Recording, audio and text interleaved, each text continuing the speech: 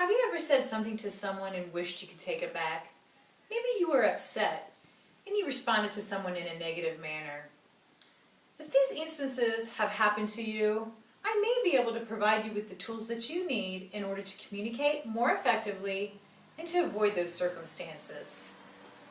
According to Bisha Bhaskar, the author of the article General Semantics and Effective Communication, we can help to create a more understanding atmosphere in how we present information to one another. This is a continuous process that involves telling, listening, and understanding, and the overall awareness of the situation. Let's start with telling. According to the article, try to think about your response before you speak them. Make sure you're being caring and understanding. Try to control your grammar and your language and choose your words wisely. Instead of a controlled response, try to look outside the box and have a conditional response depending on the situation at hand. Next would be listening and use your sensory awareness.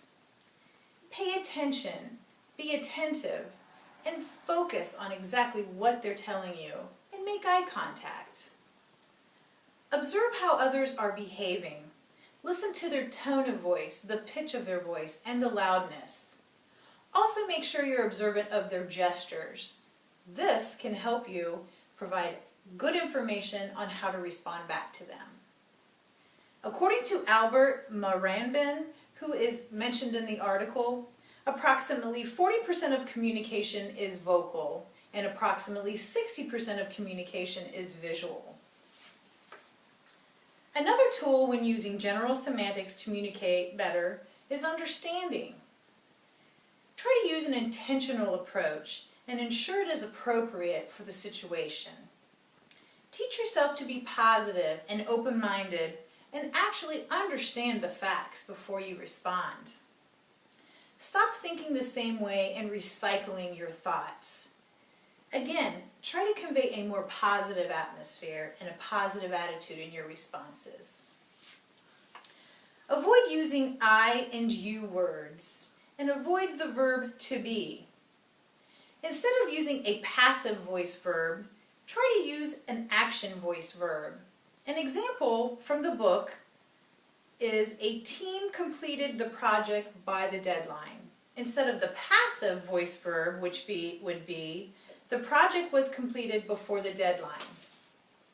The action voice verb actually recognizes the team for the hard work that they have done and again creates a positive atmosphere and also shows that the team worked hard for getting that deadline done.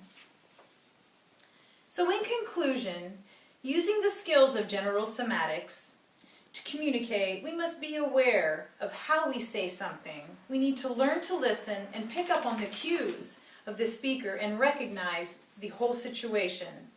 That will help us to understand the situation, respond in an appropriate and positive manner. We need to focus on what is happening in the moment. Be aware of the tools that have been provided to you, and this will help you and I both to become an effective communicator with the use of general semantics.